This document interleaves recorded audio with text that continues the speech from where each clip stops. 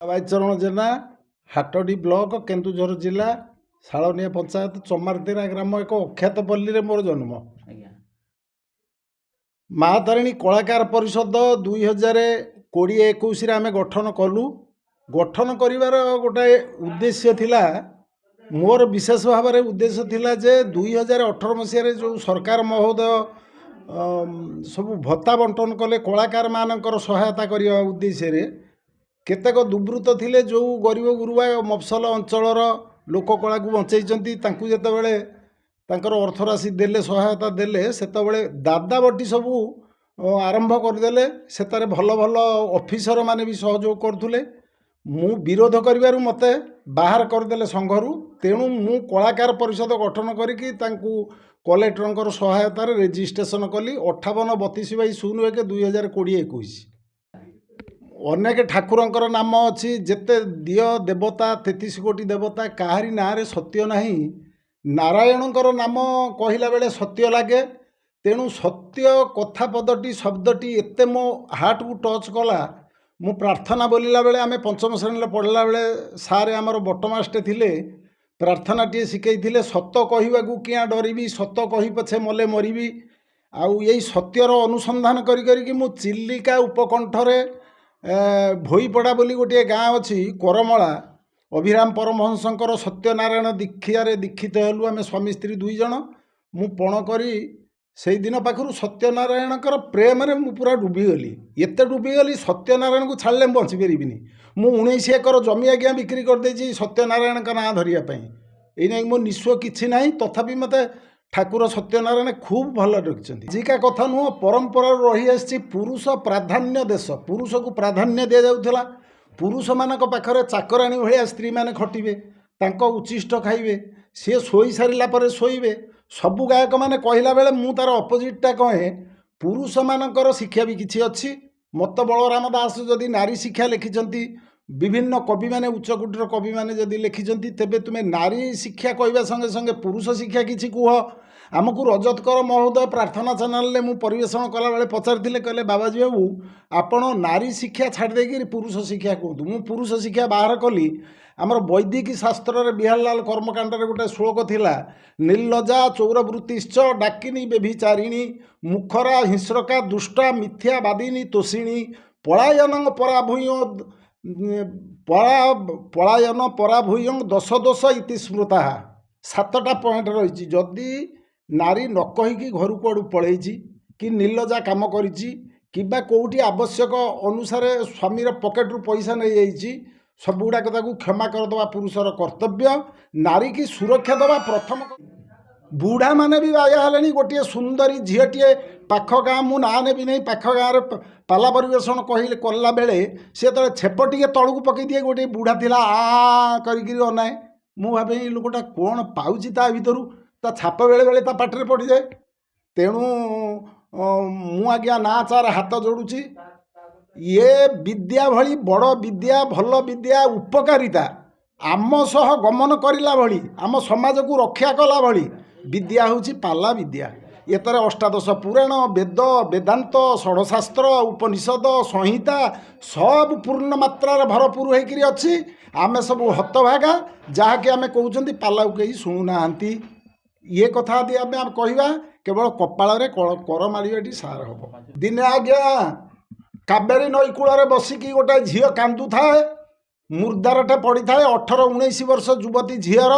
କହିଲା, ମୁଁ ଆରି କୁଚ ଯୁଗ୍ମରେ ଭଣ ଭଣ ହେଉଛନ୍ତି ଅଂଶେଇ ପୋକ, ଆଉ ମାଛି ଢଣ ଢଣିଆ ବଡ଼ ବଡ଼ ମକ୍ଷିକା ମାନେ ସବୁ ବସିକିରି ଖାଉଥାନ୍ତି ପୂଜ ରକ୍ତକୁ। ବିଲ୍ୱମଙ୍ଗଳ ଗୋଟେ ପଟରେ, ଆଉ ଆମର ଚିନ୍ତାମଣି ବେଶିଆ ଗୋଟେ ପଟରେ। କହିଲେ ବିଲ୍ୱମଙ୍ଗଳ ଦେଖ, ଏଇ ଯୌବନକୁ ମୁଁ ସଜଉଥିଲି, ମୁଁ ଚିକଣିଆ କରୁଥିଲି। ଆଜି ଏଇ ଚିକଣ ଯୌବନରେ କେମିତି ମକ୍ଷିକା ମାନେ ବସୁଛନ୍ତି, କୁର୍ମିକୀଟ ମାନେ ଭଣ ଭଣ ହେଉଛନ୍ତି। ଆଉ ମୁଁ ସମସ୍ତଙ୍କୁ ହାତ ଯୋଡ଼ି ବିନୀତ ବିନମ୍ର ନିବେଦନ କରୁଛି, 17 ବର୍ଷରୁ ପାଲା ଆରମ୍ଭ ହେଲା, 70 ବର୍ଷ 66 ଦଶନ୍ଧି ଧରିକି ପାଲା ପରିବେଷଣ ମୁଁ କଲିଣି। ମୁଁ ଜଗନ୍ନାଥ ବେହେରା, ପରମାଂଶ ଶରଣ, କ୍ଷେତ୍ରବାସୀ ମିଶ୍ର, ଅନିରୁଦ୍ଧ ପାଣିଗ୍ରାହୀ, ଲକ୍ଷ୍ମୀଧର ରାଉତ, ପରଶୁରାମ ପଣ୍ଡା ମହୋଦୟ ସମସ୍ତଙ୍କ ସହିତ ମୁଁ ପାଲା ବୋଲିଛି।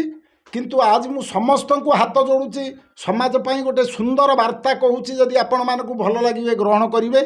ଇଏ ଯେଉଁ ରଙ୍ଗ ଢଙ୍ଗିଆ ଫ୍ୟାସନ୍ ଆଉ କଳା, ଇଏ କଳାରେ ବଞ୍ଚିବା ପାଇଁ କୌଣସି ଉପାଦାନ ନାହିଁ, କେବଳ ମୃତ୍ୟୁକୁ ସନ୍ନିକଟ କରିବାର ଉପାଦାନ ଗୁଡ଼ାକ ଅଛି।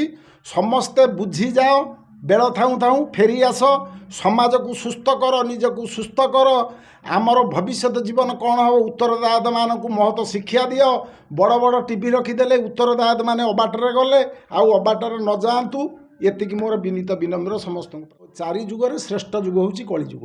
ଗୀତାରେ ଭଗବାନ କୃଷ୍ଣ ସ୍ୱୟଂ ମୁଖ ନିଃସୃତ ବାଣୀରେ କହିଛନ୍ତି, କହିଲେ ଅର୍ଜୁନ, ପତ୍ର ପୁଷ୍ପ ଫଳଂ ତ୍ୱୟ ଯୋ ମେ ଭକ୍ତ ପ୍ରୟଚ୍ଛତି, ଯିଏ ମୋତେ ଶ୍ରଦ୍ଧାର ସହିତ ଫୁଲ ଦିଏ, ଫଳ ଦିଏ, ଜଳ ଦିଏ, ପତ୍ର ଦିଏ, ମୁଁ ତାରି ଉପରେ ସନ୍ତୁଷ୍ଟ।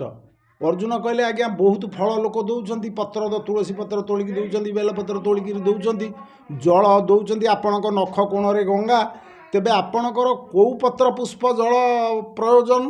କହିଲେ ମୁଁ ତାକୁ ଦେଇଛି, ମୋତେ ଖାଲି ଦୋହରେଇକି ଆପଣମାନେ ଦେଇଦେବା ଦରକାର। କ'ଣ ନା କରପତ୍ର ସମସ୍ତଙ୍କୁ ଦେଇଛନ୍ତି ପ୍ରଭୁ। ତେଣୁ ଭଗବାନଙ୍କୁ ସ୍ମରଣ କଲାବେଳେ, ବନ୍ଦନା କଲାବେଳେ କରପତ୍ର ଶ୍ରଦ୍ଧାର ସହିତ ଆମେ ଯୋଡ଼ିବା ଦରକାର। ହସ୍ତପତ୍ର ତାଙ୍କର ଦରକାର। ଫୁଲ ମନକୁ ଫୁଲ କରିଦେଇକି ତାଙ୍କ ପାଦରେ ପକାଇଦେବା ଦରକାର। ଆମର ଅଭିରାମ ପରମହଂସ ସୁନ୍ଦର ଭାବରେ ବର୍ଣ୍ଣନା କରିଛନ୍ତି, ମୁହିଁ ଧଳା ଫୁଲ ଅଟଇ ତୁମ୍ଭେ କଳାଭର, ବାଞ୍ଛା ନିଧି କୃପା ସାଗର ମୋ ବାଞ୍ଛା ପୂର୍ଣ୍ଣ କର। ଅଭିନ୍ନ ସୁନ୍ଦର ପ୍ରଭୁ କହିଲେ ନିଜକୁ ଧଳା ଫୁଲ କରି ପ୍ରଭୁଙ୍କ ପାଦ ପଦ୍ମରେ ଯଦି ଆମେ ଅଜାଡ଼ି ଦେବା, ପ୍ରଭୁ ସନ୍ତୁଷ୍ଟ ହେବେ। ଫୁଲ ହେଉଛି ନିଜେ, ନିଜ ଦେହ ହେଉଛି ଗୋଟିଏ ଫୁଲ, ଆଉ ଜଳ ହେଉଛି ନୟନାଶ୍ରୁ। ଆମ ବାପାଙ୍କ ପାଇଁ, ମାଆଙ୍କ ପାଇଁ ମରିଗଲେ ଆମେ ଯେମିତି କାନ୍ଦୁଛେ, ଭଗବାନଙ୍କ ପାଇଁ ସେମିତି ଯଦି ଲୁହ ଟିକେ ଆମେ ଦେଇପାରନ୍ତେ, ଭଗବାନ ସନ୍ତୁଷ୍ଟ ହୁଅନ୍ତେ। ଫଳ ଦେଇକି ବଳିରାଜା ପାତାଳକୁ ଚାଲିଗଲା, କହିଲା ମୁଁ ଆଜ୍ଞା ଆପଣଙ୍କୁ ସବୁ ଫଳ ଦେଇଦେଲି, ଯାହା କରିଥିଲି ଦେଇଦେଲି, ଯାହା କରୁଛି ଦେଇଦେଉଛି, ଆଗକୁ ଯାହା କରିବି ଦେଇଦେବି। ତିନି ପାଦର ଅର୍ଥ ମର୍ମ ହେଉଛି ଏଇଆ। ତିନି ପାଦ ଫଳ ଦେଇକିରି ସେ ପାତାଳକୁ ପଳେଇଲେ। ତେଣୁ କରିକି ଫଳ ହେଉଛି କର୍ମର ଫଳ। ଆମେ ଯାହା ରୋଜଗାର କରୁଛେ ସେସବୁ ପ୍ରଭୁଙ୍କର ଅଧୀନ। ଯିଏ ଯାହା ମାଗିଲା ଆମେ ଦେଇଦେବା ଦରକାର। ଜଣେ ଜଣେ ଗାୟକ ଥିଲେ, ଲୋକନାଥଙ୍କର ପାଲା ଗାଇକି ଆସୁଥିଲେ, ଯଦି ରୋଗରେ ପ୍ରପୀଡ଼ିତ ଲୋକ ବାଟରେ ଦେଖିଲେ ସେ ଦେଇ ଖାଲି ବେଗ ନେଇକରି ଯାଆନ୍ତି। ସ୍ତ୍ରୀଟି ଯେଉଁ ଅନେଇକି ବସିଥିବେ, ସ୍ୱାମୀ ଆଇଲେ ଚାଉଳ କିଣାଯିବ, ଡାଲି କିଣାଯିବ, ଆଳୁ କିଣାଯିବ, ଦେଖିଲା ବେଳକୁ ବେଗରେ କିଛି ନାହିଁ। ବୁଢ଼ୀ ମାଆଟି କାନ୍ଦନ୍ତି। ଲୋକନାଥ କହିଲେ, ତୁମେ ସିନା କାନ୍ଦୁଛ, ଲୋକ ରୋଗ ଯନ୍ତ୍ରଣାରେ ଆଉ ଗୋଟିଏ ମା କାନ୍ଦୁଥିଲା, ମୁଁ ତାକୁ ଦେଇକରି ପଳେଇ ଆଇଲି। ସେଇ ହେଉଛି ଫଳ। ଆଉ ପତ୍ର ହେଉଛି ହସ୍ତପତ୍ର, ଜଳ ହେଉଛି ନୟନର ଜଳ। ଏଇସବୁ ଜିନିଷ ପ୍ରଭୁଙ୍କର ଦରକାର। ଆପଣ ସୁନ୍ଦର ପ୍ରଶ୍ନ ପଚାରିଛନ୍ତି। ଶେଷରେ ଆମର ଏବେକା ଅଧୁନା କାଳରେ ଯେଉଁ ଗାୟକ ହେଲେଣି, ଆପଣ ଦେଖିବେ କଣ୍ଟା ବାଡ଼କୁ ଯଦି ପିଟି ଦେବେ 10ଟା ଗାହାଣ ବାହାରିବେ। କିନ୍ତୁ ଯଦି 60-70 ବର୍ଷ ତଳକୁ ଆମେ ଟିକେ ଦେଖିବା, ସେତେବେଳେ ଅଙ୍ଗୁଳି ଗଣତା 10-15 ଜଣ ଗାୟକ ଥିଲେ। ବହୁତ ପାଲା ସେମାନେ ପାଉଥିଲେ। ସେତେବେଳେ ପାଶ୍ଚାତ୍ୟ ସଭ୍ୟତା ଆକ୍ରମଣ ଆମକୁ କରିନଥିଲା। ବର୍ତ୍ତମାନ ଯେଉଁ ଅଣ୍ଟା ଦେଖେଇକି, ପିଚା ଦେଖେଇକି, କୁଚ ଯୁଗ୍ମ ଦେଖେଇକି, ସୁନ୍ଦର ଚକ୍ଷୁକୁ ଚିତ୍ରିତ କରିକିରି ଏଇସବୁ ଡ୍ୟାନ୍ସ ହେଲା, ନୃତ୍ୟ ହେଲା, କଳା ପରିବେଷଣ ହେଲା, ଏଇ ଯେଉଁ ରଙ୍ଗୀନ କଳା ପରିବେଷଣ ହେଲା, ଆଜିକାଲି ଯୁବପିଢ଼ି, ଯୁବକ ଯୁବତୀ କି ବୁଢ଼ା ବୁଢ଼ୀ ସମସ୍ତେ ସେଇ ବାଟରେ କି ଶିକାର ହେଇଗଲେ।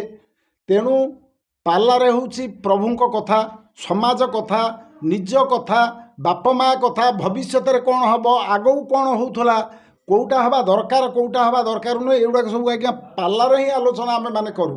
ଏ କଥାକୁ ଦେଖିବାକୁ ଲୋକମାନଙ୍କ ମନରେ ଆଉ ସମୟ ନାହିଁ। କେବଳ ସମୟ ଯଦି ଅଛି, ଭଲ ଭଲ ଡ୍ୟାନ୍ସର ଯେମିତି ଡ୍ୟାନ୍ସ କରୁଛନ୍ତି, ଆଉ ଆମର ଯେଉଁ ବିୟୁଟିଫୁଲ୍ ଗାର୍ଲ ମାନେ ଅଛନ୍ତି, ବାଳିକାମାନେ ଅଛନ୍ତି, ସେ ଯେଉଁ ନୃତ୍ୟ କରୁଛନ୍ତି, ସେଥିରେ ଚକ୍ଷୁ ଯେଉଁ ଆହାର ପାଉଛି, ପରିବର୍ତ୍ତେ ପୁରୁଷ ଶିକ୍ଷା ବି ବହୁତ ଅଛି। ଉଭୟକୁ ଉଭୟ ପରିପୂରକ। ଯଦି ପୁରୁଷମାନେ ଶିକ୍ଷିତ ନ ହୁଅନ୍ତି, ଆମ ସମାଜ ଅବାଟକୁ ପଳେଇବ। ନାରୀମାନେ ଶିକ୍ଷିତ ହେବା ସଙ୍ଗେ ସଙ୍ଗେ ପୁରୁଷମାନେ ସେଇ ଶିକ୍ଷାରେ ଶିକ୍ଷିତ ହେବା ଦରକାର। ଏଣୁ ପୁରୁଷ ଶିକ୍ଷାକୁ ବି ପ୍ରାଧାନ୍ୟ ଦେବା ଦରକାର। ଚାରି ଯୁଗ କହିବାକୁ ଗଲେ ସତ୍ୟ, ତ୍ରେତା, ଦ୍ୱାପର, କଳି, ଏଇ ଚାରି ଯୁଗକୁ आमे देखिबा जदि श्रेष्ठ जुग किए मते अधिकांश पालार प्रश्न करते आमे चिलिका पाला बोलुथुलु ब्रह्मगिरी रे जने पंडित प्रश्न कले आज्ञा चारि जुग भितर श्रेष्ठ जुग किए मु एका बेले के कहिथिली आ समय नै नथिली मु कहली कली जुग होउची श्रेष्ठ जुग कारण कहले कारण कोन मु कहली कारण एइथि पई सत्य जुग आरंभ होला जतबेले नरमेध यज्ञ आरंभ करा गला मनुष्य मानक बलि दिया जाए आज पर्यंत कली जुग रे हमर केउझर जिला हुंडा जंगिरा लुकायित भाव में मनुष्य बलि दूसरी से ही सत्य जुगर कथा को पीढ़ी की पालन करी व्यभिचार होउची द्वापर जुगर संस्कार कले राम अश्वमेध यज्ञ कले अश्व मानक पूर्णाहुति दिन बद्ध करा जाए द्वापर जुगर राजस्व यज्ञ कले कृष्ण पांडव मानकर साहाय्य अन्नदान देले आमर कली जुग जिते आसला निताई गौरांग महाप्रभु सचिनंदन से कले कौन नाम यज्ञ कले जार देखे तार दिल नाम यज्ञ एभली भाव में यज्ञ है श्रेष्ठ यज्ञ श्रेष्ठ जुग होची कली जुग किंतु आउ गोटे विशेष कथा होची यही चारि जुग को देखिला वाला किए ना आमे प्रत्येकटी मनुष्य चारि जुग को देखीचे उपभोग करिचे किंतु आमे ताकू समीक्षा भीतर को जाई नाहंती सत्य जुग को कहबा गले सतरु सत्य जुग आमे जतबे जन्म हेले माँ गर्भरू आमे 7-8 वर्ष बालक समय आमर सत्य कहबा आमे जानिथिले सेटा हम सत्य जुग पुलिस मैंने गाँ गहली बसिले छोट छोट पिला पाखर स्टेटमेंट नियंती काले ठीक कथा बाहर सत कहती बालक मैंने तेणु सत्य अवस्थाटा आमर 1 ରୁ 10 पर्यंत सत्य जुग आम देखी सत्य जुगरू त्रेता जुगर लक्षण होउची विद्या शिक्षा करेंगे रूपगुण निर्जित हेबे विवाह हेबे घर करेंगे ये रामंकर अवतार राम रूप गुण विद्यार शिक्षित होई सीता विवाह कले ये गला सत्य त्रेता जुग द्वापर जुगरे